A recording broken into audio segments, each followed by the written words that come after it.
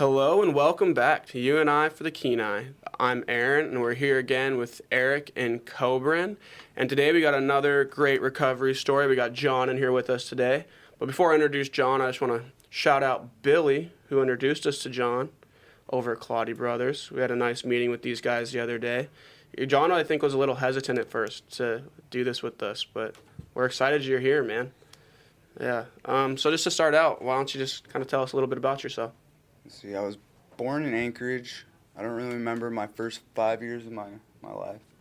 But my dad, he's an alcoholic.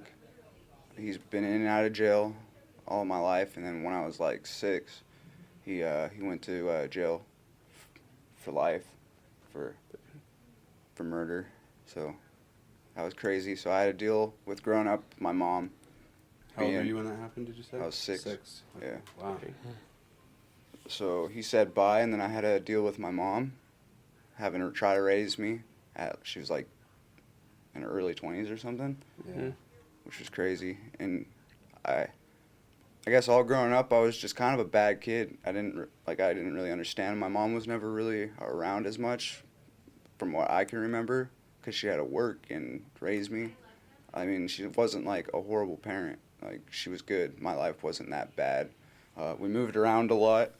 Down in lower 48, like a lot, from like Washington to like Oregon to, I think like I lived in Vegas for a little bit, I think, and then Minnesota and Wisconsin.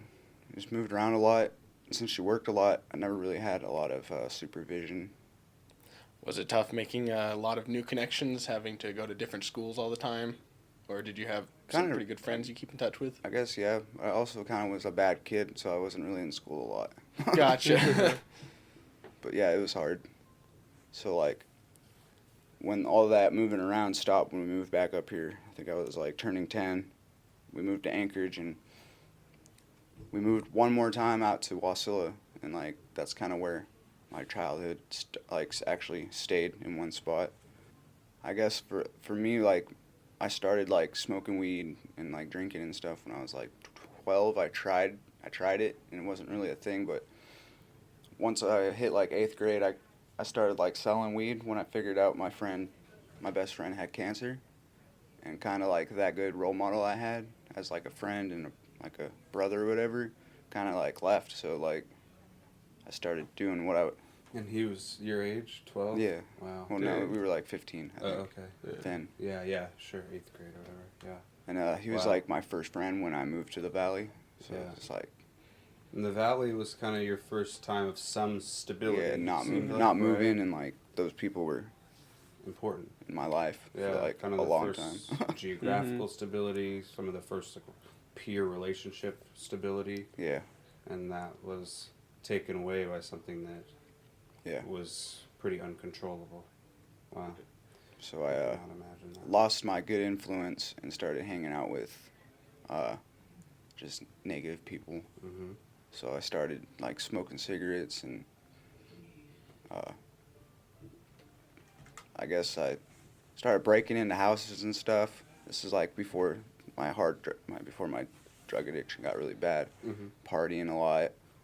So your criminal / like risk-taking behaviors started more outside of drugs and alcohol. I guess it was more like they did. when I was younger. Okay. Yeah. Just seeing some my of your dad, first ones like were- my dad. So Yeah.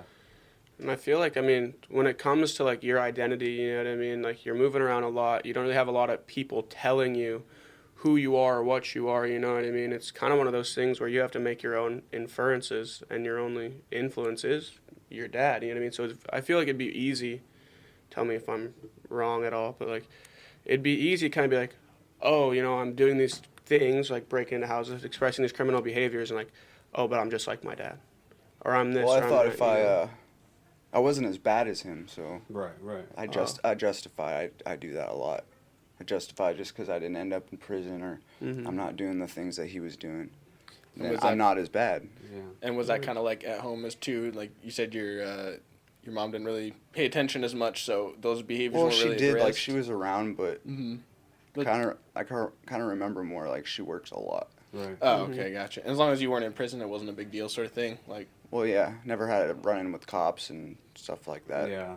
On a So- far less severe scale. I definitely Yeah. used to do a very similar thing, but like far less severe. And I'm not trying to, I would no way mean that this is like directly comparable to your situation because my dad like was not on the same scale, you know. But I remember like I was in a pretty rough place when I was like 17, 18.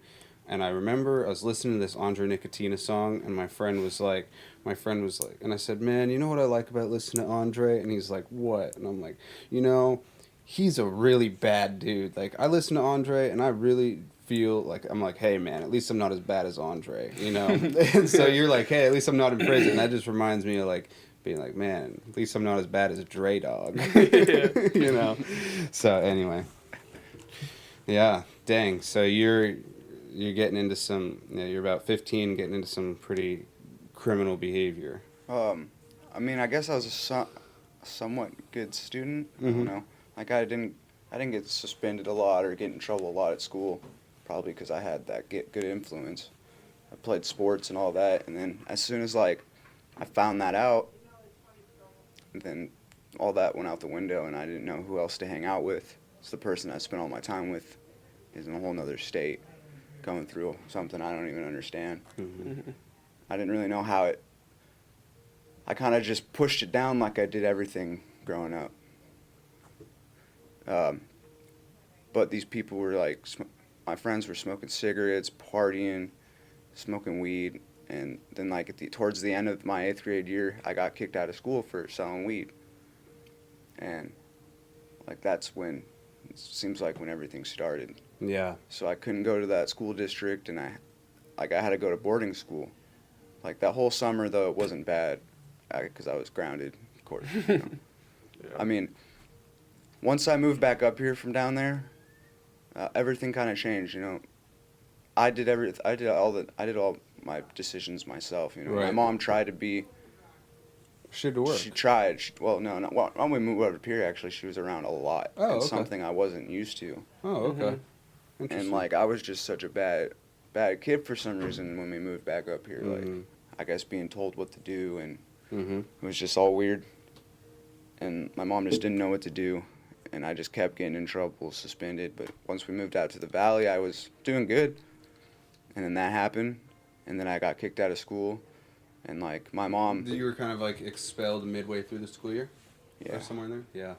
I was. Well, actually, so- like the last 3 weeks of school. Oh, okay. That's- Yeah. Right, Yeah. right, yeah. Damn. So close. Yeah. My mom got a boyfriend, my like a good friend that I had when I lived in Anchorage, who's my aunt now. It was his sister, and we hung out all the time. And like, so I had like a father figure. It was just hard growing up.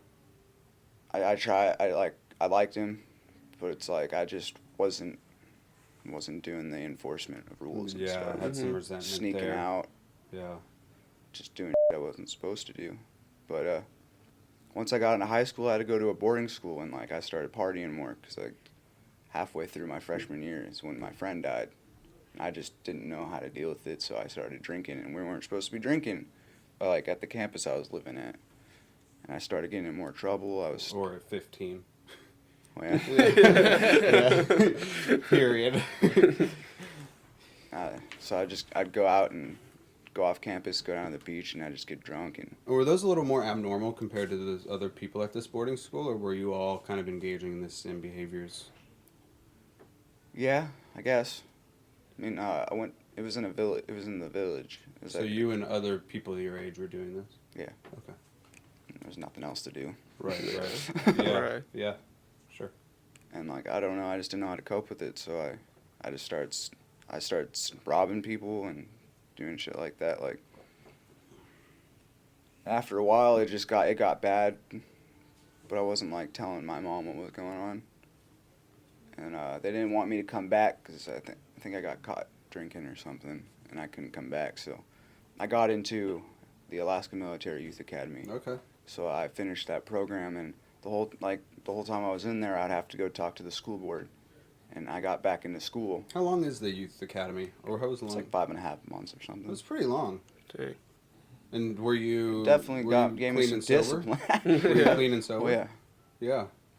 So how old are you when you went? Like 17? 16, 17, Yeah. something like that. Taught me some better discipline. Yeah. Mhm. Gave your brain a break from the drugs and alcohol at an age where your brain's really sensitive. Yeah. Yeah. Huh. Okay.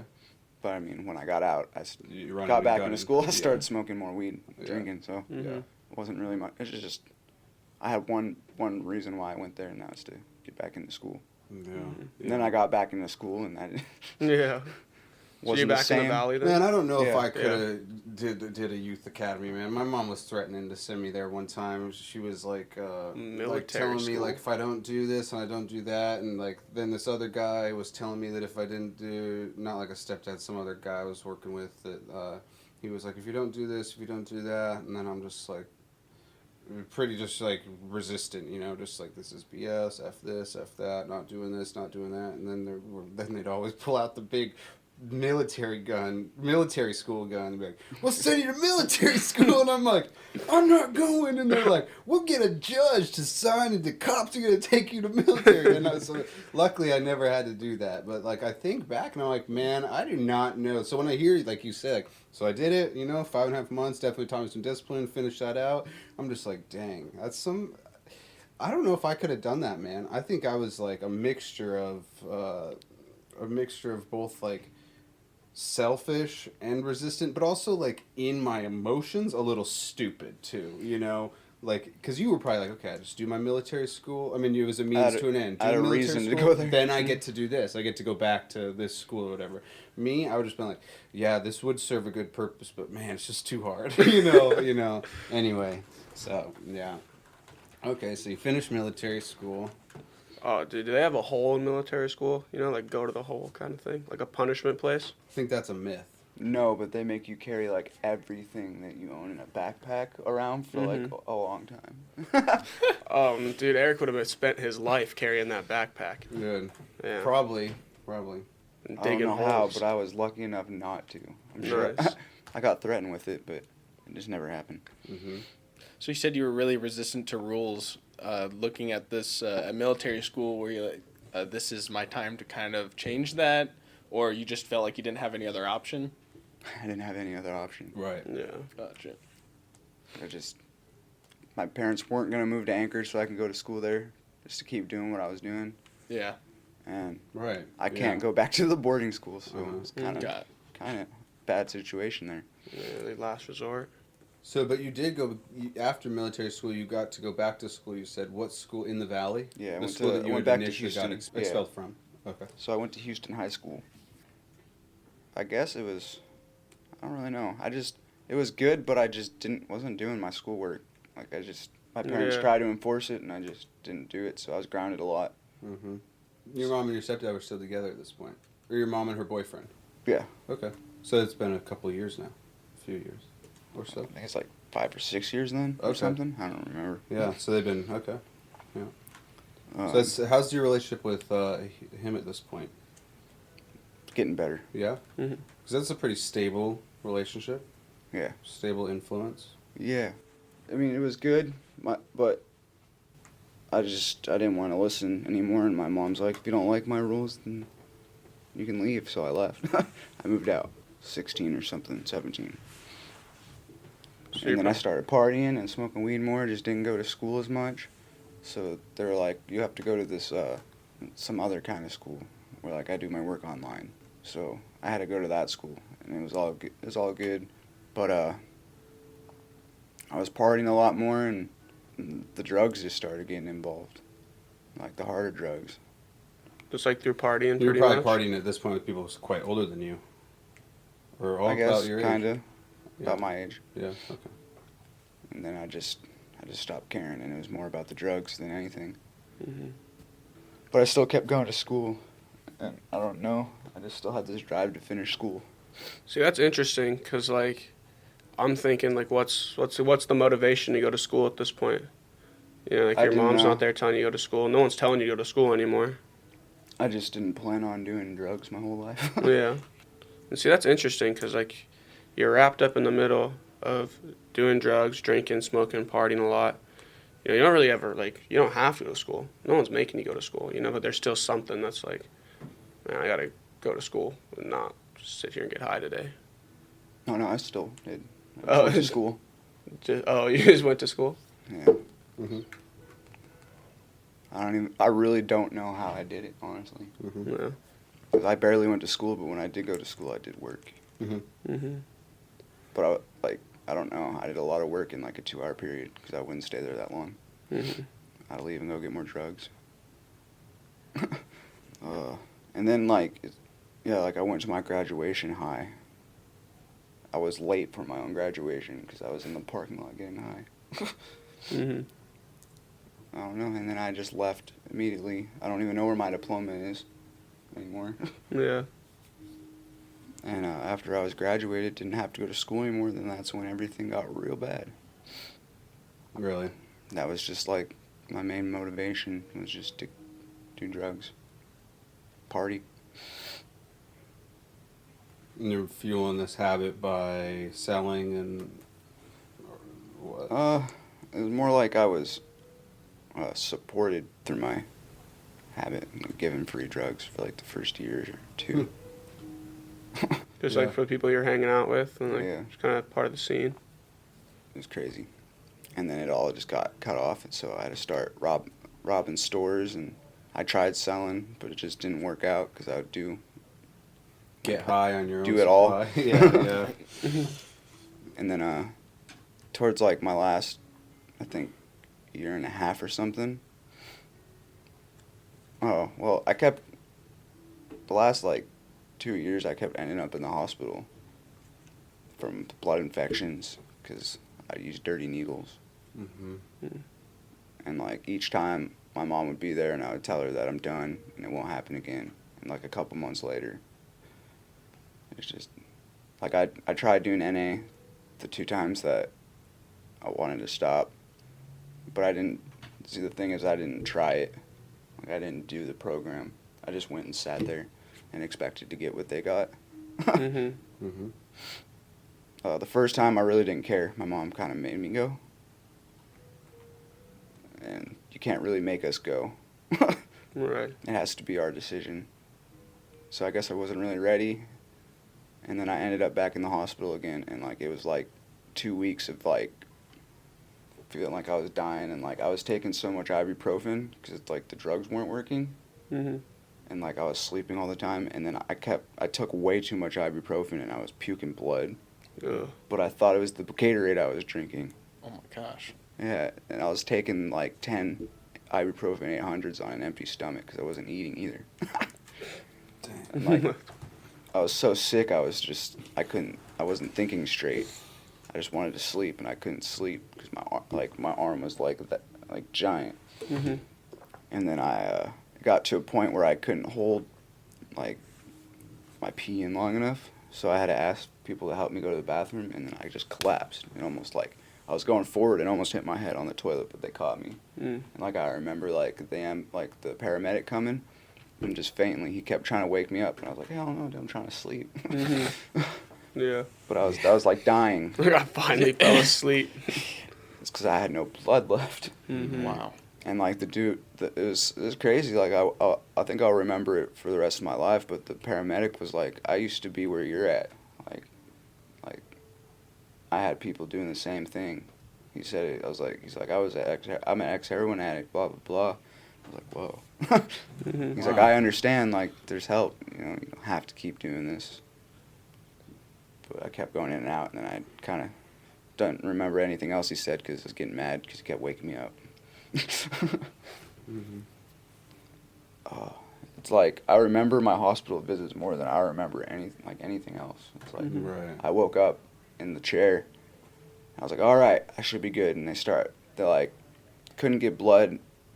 And I just remember like the last little blood I had left, I puked out all over myself, everywhere. I'm like, Yeah. and like I woke up, I was coming out of like a coma that I was like in for like 5 days. And my mom was just right there. I think she was talking to the doctor. And I was like, it's just so heartbreaking. And then just the insanity of this disease.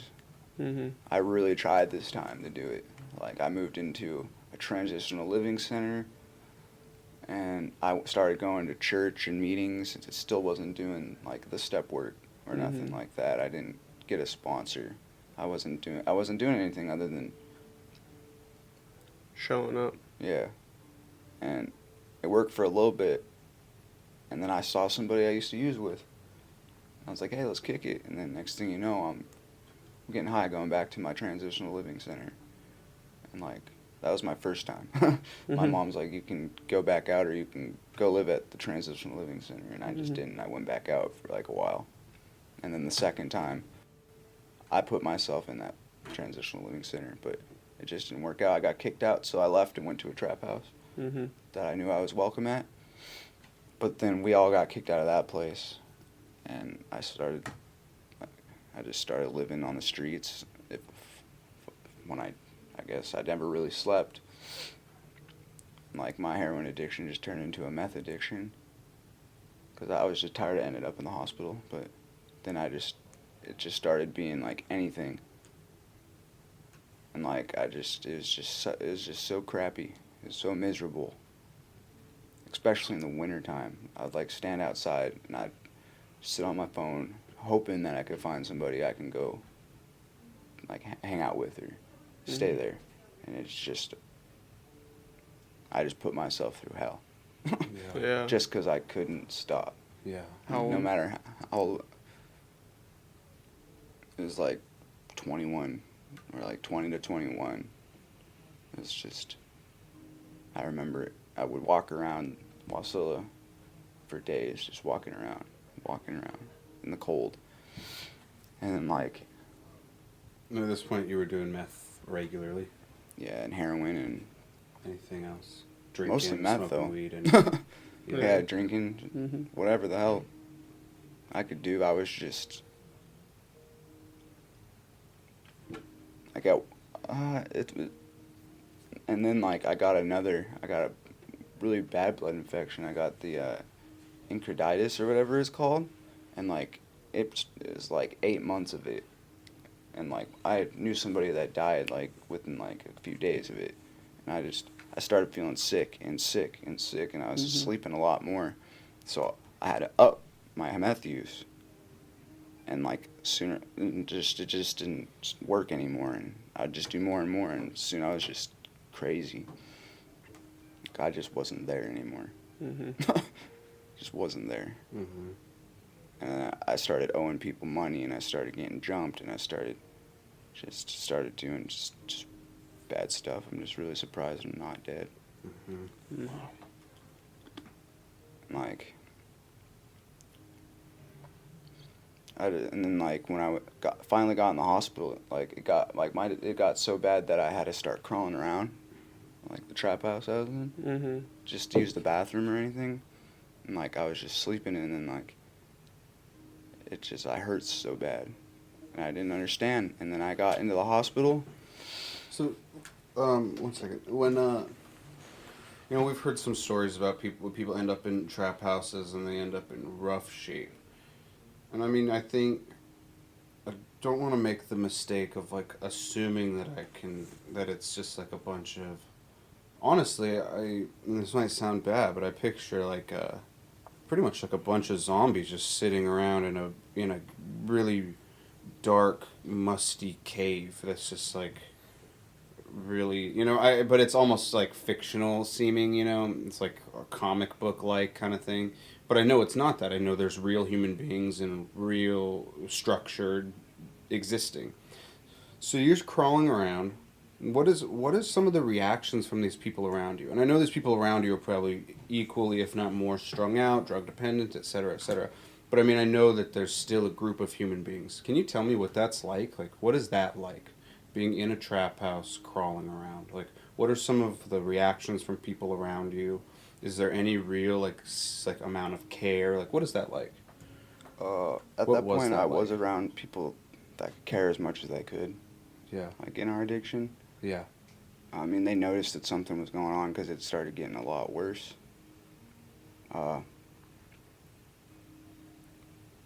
They took me, like, it got to a point where they took me to the hospital, and I was there, but I was so gone, still stuck in a psychosis that I had a visitor and I left with that person.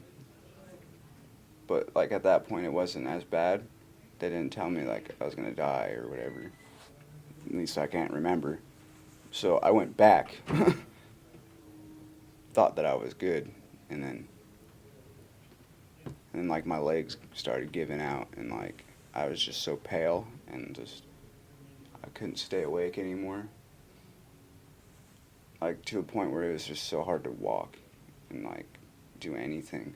My head was hurting like so bad, no matter what I did, and like I'd start blacking out. It was just so they brought me to the one in Anchorage after a while. And I sat there for a few weeks. Really thought I was done. But like the smartest thing I think I did was I applied for Serenity House when I was in there. Okay. Because I had a friend that I grew up with and I used with. He came here and he told me about it. And he's like, the only thing He is... came to the hospital in Anchorage. Yeah. And was telling you about it. Okay. Wow. 'Cause he was like 8 months or something. clean. Wow. Mm-hmm. Yeah. So this is a big deal. Looking back, this guy, big Yeah. deal. So I think, I owe him a lot. Because I wouldn't have went to treatment. And that's the only, like him bringing that up is the only reason why treatment sounded even good. Yeah. Mm-hmm.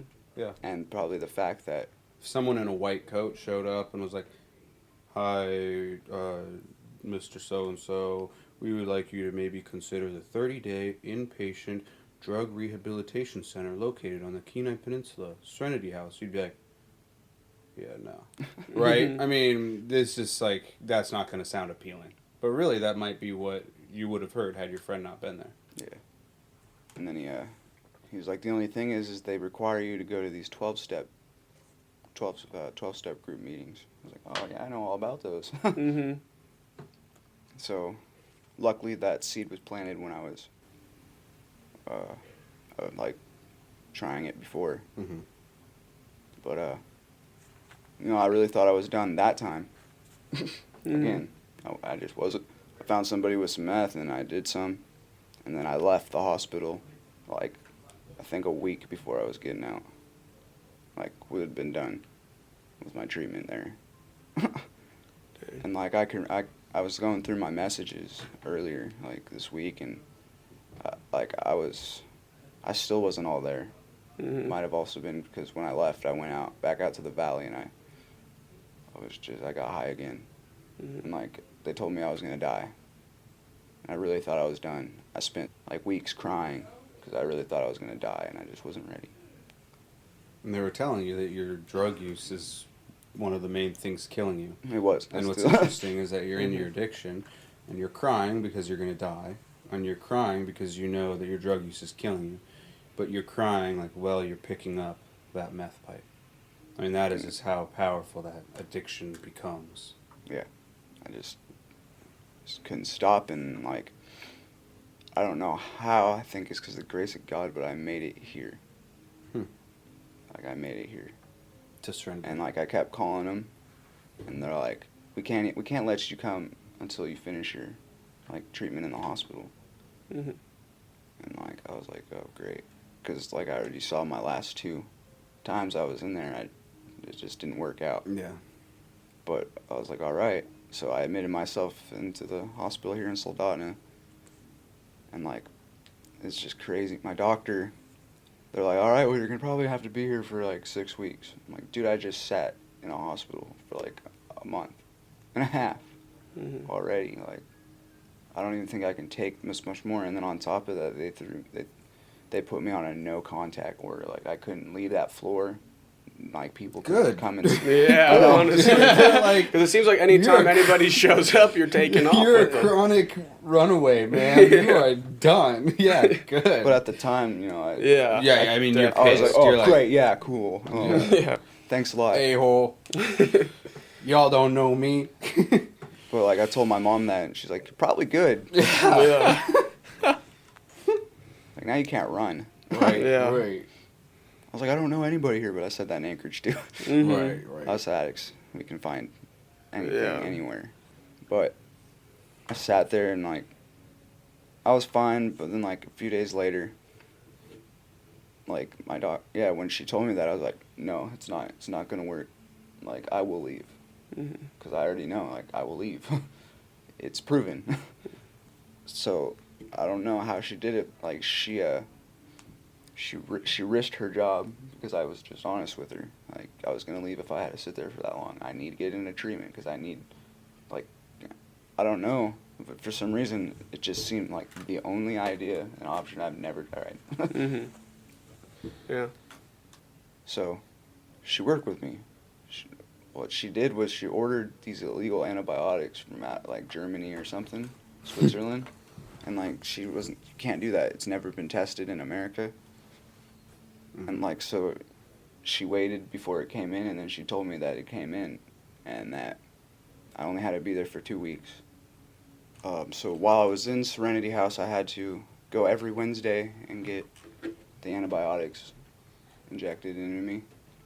So they would last a week, and for like 4 weeks while I was in there. That was the additional month that I would have had to spend in the hospital. I got to spend in Serenity House instead. Oh, nice. So, and then when I got out of Serenity House and my treatment was all done, I actually got to thank her. Because without that help, I literally probably would be dead. Yeah. Yeah. I can't be grateful enough for that. Mm-hmm. But while I was in Serenity House, I got introduced to the 12-step program. And then I decided to really get involved in it. I wasn't all for it at first, you know. Like, while I was in there, I was like, oh, you know, weed and alcohol never really, never ruined my life. Yeah, that was. But once I got a sponsor and I started working the steps and stuff, that's my key result to me relapsing every time was alcohol. And weed just makes me lazy, so Yeah. can't do that. That's right. One thing leads to another, and to another, and to another. Yeah, so I think it was a few weeks into Serenity House then something like kind of changed, and I started really taking it seriously.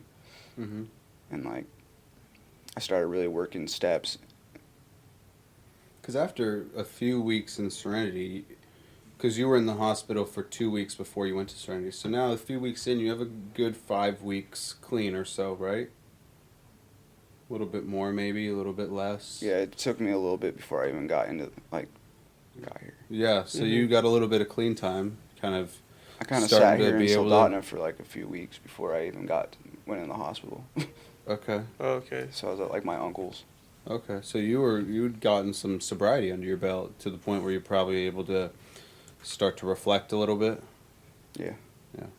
I'd say that even being in treatment, it wasn't easy. I was really gone. Like mentally, physically. I had to regain strength altogether. It's just everything was just a hassle. It seemed like when I got out, I started going to meetings and stuff a lot more. And did you have a sponsor at this point? Oh yeah, I got a sponsor like a week or two in Serenity House. Yeah. And you worked steps in Serenity, right? I think kind of the general expectation is that you work a few steps or You so. do 1, 2, 3. You do their way, Yeah. their packet or whatever. Yeah. And then I did it also with my sponsor. Okay. Since Sometimes they differ a little bit. I worked mine through Alcoholics Anonymous, so Yeah. it just seems like what I got my sobriety from. Mm-hmm. I think it was just because of my bad experience for me not doing anything in NA. Mm-hmm. But later on down the road, I made amends to the to the program. Yeah. So I go there, and I'm a drug addict too. So I just got into a lot of service and a lot of meetings. I just kept busy, and I wanted to go back to the Valley, and I thought about it a lot, but it just seemed like I needed to stay here for some reason. It's And probably that same part of you that kept telling you that you needed to go to school, you know what I mean? There's some sort of structure, there's some part of you that knows, like, without this, because then you leave school and things go straight downhill. It's kind of a part of you that knows, like, if you go back, like, yeah, at least right now, or, you know, or even at that point, like, it's probably heading the same direction. Like, it's just too much of, like, that same feeling over again. yeah. It's probably good. No contactless and Soldotna are good things for you. Yeah. I don't really know. Like just the beginning of sobriety was just, it wasn't easy at all, honestly. I was learning something new. I didn't know it. At that point, all I really knew how to do was live that criminal lifestyle and do drugs. And then on top of that, I am living in a place where I don't know anybody. Mm-hmm. So I felt really alone, which made Yeah. it really hard, and I had to make new friends and new Mhm. connections. And I just had to start trusting people all over again. It was hard. But it got easier and easier the more I talked to people and hung out with people, even if I didn't want to do anything. Mm-hmm. I'm a good isolator. It's not just sitting in my crap. Right. Mhm. You mentioned when you were in military school, it was kind of like a back to your wall situation. Was this kind of one of those as well, where you didn't feel like you had any other options? You knew if you Yeah. kind of went 'Cause down the I same knew road, if you'd I die. went, yeah, if I went back, I was, Toast. Yeah. But that drove you to, I mean, you said the beginning part was the hardest. And so it sounds like things got significantly harder, but you were determined because you had what you saw as no other choice. I And did not want to go back to how that Mhm. was. it's like remembering the pain of the past kind of drove you. You're like, I'm not going back. There has to be something better. There has to be something different because I know that hurts. Yeah. I think dying wasn't what scared me the most after I realized it's sitting and living in that misery that I was living in. Huh. And just not knowing who I am and being a slave to the drugs just really sucked. And no matter how hard it was, at the beginning, I had to keep pushing. Mhm. I wanted to quit a lot. And it just seemed like God kept putting people in my life that needed to be there at that moment. I learned a lot of lessons, and I don't know, I gained a lot of good friends throughout this. I don't know. It's beautiful nowadays. My days today aren't like, I guess the problems today are nothing like they were like almost a year ago. Mm-hmm. Like now it's like, oh, I gotta pay bills. Right. Right. Go to Yeah. work. Great. Yeah, Yeah. yeah. That makes sense. I know I see this, so the other day I saw this thing that said something like, my worst day sober is better than my best day using. Yeah. And then I saw some threads, like some comments in there, and some people were like, this is bogus. Like, I had my best day using was pretty good. Like, and they're just being realistic. But then I guess it kind of got down, and so they discussed some of this. And part of what the person was saying was, and I'm not trying to suggest that people should go use and that it's better, obviously. But what they said was essentially that, like, when using in, like, a realistic, where any kind of reality ever sets in, there's just such a part in your mind that's like, this is a dead end, man. Like, no matter how good it is, it's a dead end. Like, I mean, no matter how good it is for a brief moment, you know. And, like, in sobriety, even on some of those, like, downhill days, you know, where things are just not going well, like, there's not, like, any kind of, like, impending doom. Yeah. Does that make sense? Yeah. Is that kind of what's going on? Like, when you really start to get into that addiction for quite a while, you just start to, if it hits you after a while that, like, I know where this ends, and it ends up with me being unable to walk, unable to, like, have a functioning body, in the hospital, near death, and hating myself, and not being able to function physically or mentally. I mean, does that pretty much well set in? Yeah. Pretty much. Yeah. I think part of what we're hearing is that, you know, after a while, that does start to become quite noticeable in people's minds. Like, there's just a few times where they go back out and they think, oh, I can do better this time, I can do better this time. But there's after a couple times, some people learn a little faster than others, that, like, I'm not really probably going to do better this time. I know where this ends, and this time it's going to end about the same as last time, but, you know, the disease is powerful, you know. Yeah. So you have about a year sober today?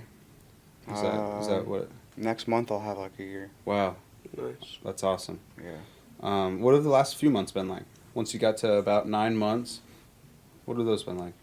Because you probably, after 9 months, you're pretty, you're outside of, you're not like, so let me go back.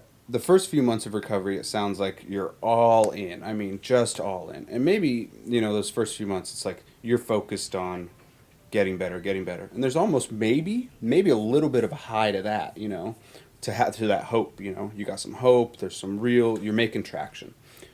Well, then after about 6 months after that, so about 9 months after, that whole like, I'm getting clean. Now you just are learning to live clean. Mm-hmm. I feel like after 9 months, it might be an adjustment period that's hard, right? Yeah.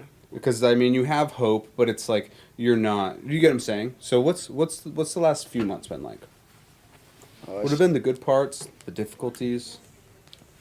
Probably just really learning how to work. Mm-hmm. Yeah. Yeah. That's really all.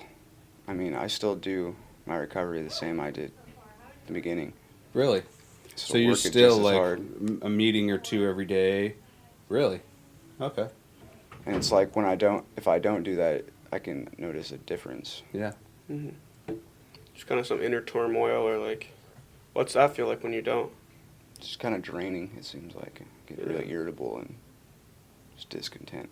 Mm-hmm. It's really odd. Yeah. Yeah. It kind of refuels you, resets you. Yeah. Okay. Are you looking to sponsor other people in the future? Yeah. Yeah. Mm-hmm. I mean, I had a few already. Yeah. One just went back to jail, and the other one, it just wasn't working out. Sure. So he went with somebody else. Yeah. That's just, How it goes. it's not about me. Yeah. Yeah. Right. Right. What was it like to take someone else more or less under your wing? Scary? Yeah. Just not used to it. Yeah. Mm-hmm. Feel It's a little new. like a little overwhelming maybe. Yeah. Yeah. But the only way I can get good at it is if I do it. So Mm-hmm. Mm-hmm. Has that kind of been your attitude now with learning a lot of new skills? You're just like, it's going to suck at first, but eventually I'm going to get used to it and I'm going to work through it? yeah, pretty much. Nice. That's a good way to look at it. It's interesting, it's like, I imagine it like when you get into recovery, and you see these like the months racking up, you know what I mean? It's almost like that same kind of like not necessarily anxious, but like exciting feeling you get, like, when you do go to work and like you look at your bank statement, and it goes up. You put some in savings and it goes up, and it goes up, and it goes up. You know what I mean? Like, people have this really weird like love of like progression, you know what I mean, and like innovation more or less, but it's like super interesting that it's like really relative to like everybody's life, you know what I mean? Like you're stacking up months, you know what I mean? Like months are coming in, like you're like that to 2 years ago, you know what I mean? Like when you were selling or like when you were stealing, it's like, oh, getting it, you know what I mean? It's like kind of this like really almost exciting like progression towards the ends of your means, which your ends of the means then was to fuel your addiction. Yeah. And now it's like the complete opposite in your sobriety, you know what I mean? Now it's getting it, like every day you're doing something a little more, just feel something else. Yeah. The better end of it, obviously, but no, I just thought that was interesting. Mm-hmm. Tangent, but how does that feel? You know what I mean? Like every month that passes by, like you hit your clean date, for the next month, or like the same day, I guess, like as the months progress, how does that progression feel? Like, do you do something on that day, like kind of just to yourself even? Just like in a good way, like, oh, like it's another month, like. I don't really treat myself. I mean, I just go to a meeting, Mm-hmm. get my coin, and share. Nice. Just carry the message. Yeah. Mm-hmm. Show that it works. Mm-hmm. So have you done all the 12 steps now? Yeah. Do people ever go through the steps twice, or more than once, or not? That's an uncommon thing? Yeah. Yeah. For my program, at least. Yeah. Mm-hmm. You do it, and then you help others go through it, but you're Yeah, not normally really like you're going through going. it when you go through it, and then when you sponsor people, you're going through it again, pretty much. Mm-hmm. Mm-hmm. And again, again, again. Yeah. And do you like catch things, like the second time you go through it, like when you're sponsoring people that you didn't really think about it the same way before? Like when you've went through it the first time and like kind of just see it from a different perspective, I guess. Kinda, yeah. Yeah. What was the hardest step for you? 4. Which one is that? It's you do an inventory of yourself. Okay. Yeah, like a fearless moral inventory with Yeah. somebody else, right? That you share with somebody else? Yeah. Yeah. other than that, they all were kind of good. They got good feeling to it. It's like a change. Mm-hmm.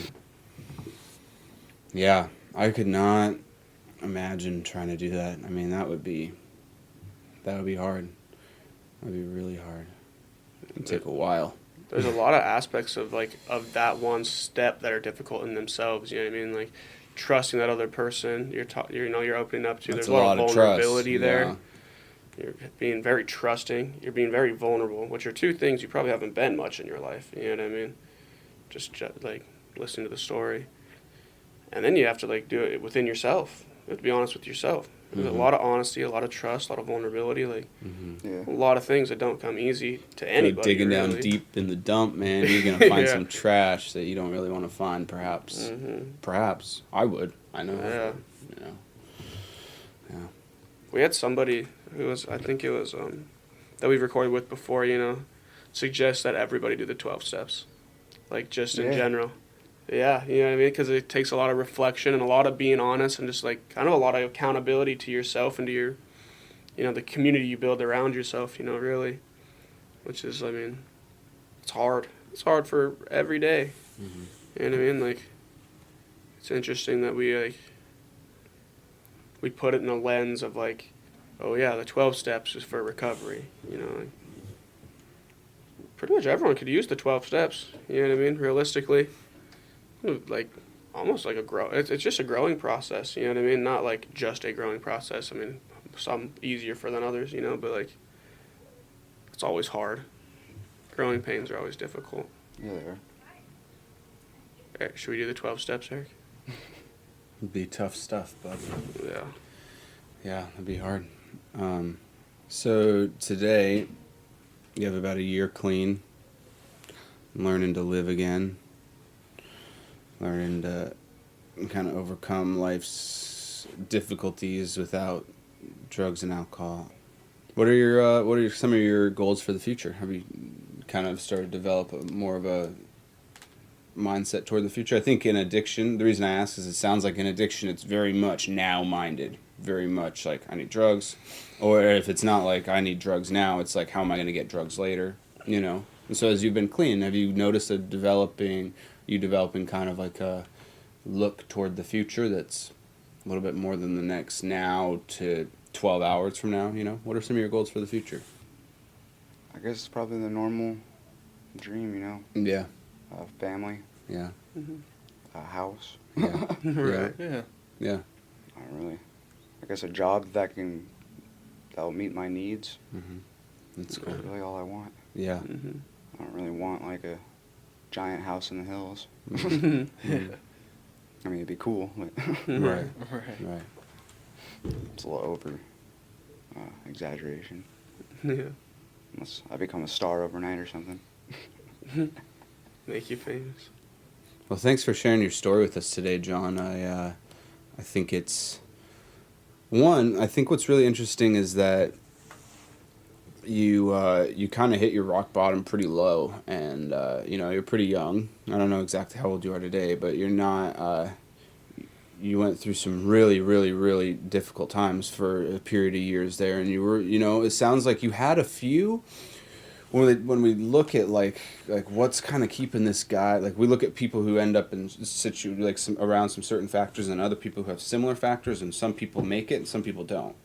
And they're like, what the heck's the difference? Well, there's probably a little bit of genetic differences, a little bit of environmental circumstances, but another one is like what are some key factors that go on there, like protective factors? Like one, you seem to have some, at least once you got to the valley, you had some stable parents for the most part.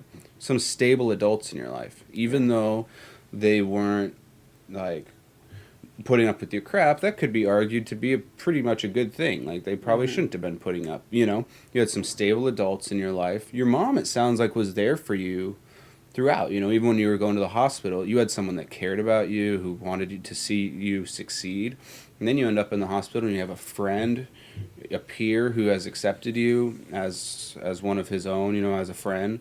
And is looking out for your well-being. You had it sounds like you had a mixture of internal characteristics of, wanting to succeed, and which I think all people who end up at the rock bottom of addiction have. You know, they don't lose themselves.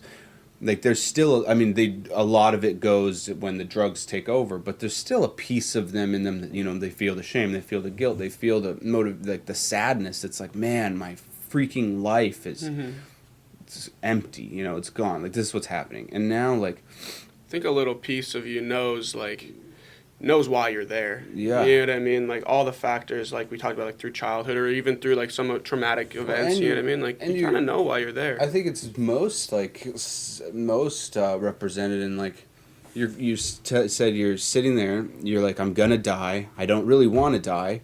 The drugs are killing me. And you're crying while you're doing drugs. You know, like you know, like this isn't what I want, but you are just like you said, a complete slave. And the brain science shows a lot of this of like people becoming like unable to choose to a large extent in the end, you know, until there's some certain factors that might come into play.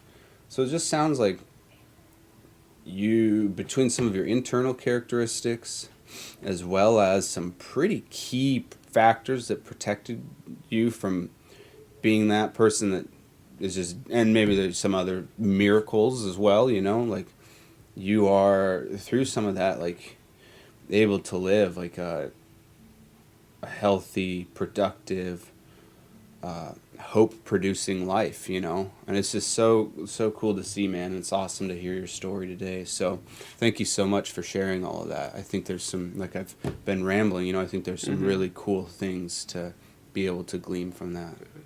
And I mean, honestly, like, you know, we talk about, like, what are your goals for the future, you know, and, like, it seems like, you know, you're like, I don't want much, you know, like, house in the hills would be nice, but really, like, your biggest impact at the end of the day is going to be just through your sobriety and, like, living through who you are, you know what I mean, and the people you impact, like, through this and through, you know, sponsors, you know, not that, and sponsoring other people, not that every single one was going to work out, you know, but, like, that's in our community, in this community, and like the people we're trying to reach, like that's gonna be your impact and your legacy, more or less. You know what I mean? Like to everybody you reach and touch. You know, so like, yeah, it's just cool to see, man. It's cool to see like everyone kind of just getting out there and doing what they can for who they can, and you know, caring.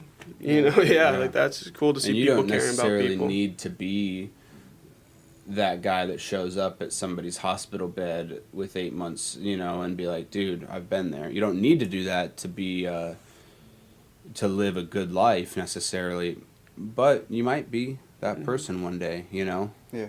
And I think that's very significant, you know? So, thanks. As always, this is Eric and Aaron and Coburn. We were able to hear a great recovery story today with John. Please be thinking about all the ways that all the hope that can be found in some of these messages, as well as the fact that the disease of addiction is really powerful, but with some certain influences, some certain factors, as well as not giving up, we can see a lot of really cool lives come to emerge in recovery. So thank you so much. This is You and I for the Kenai.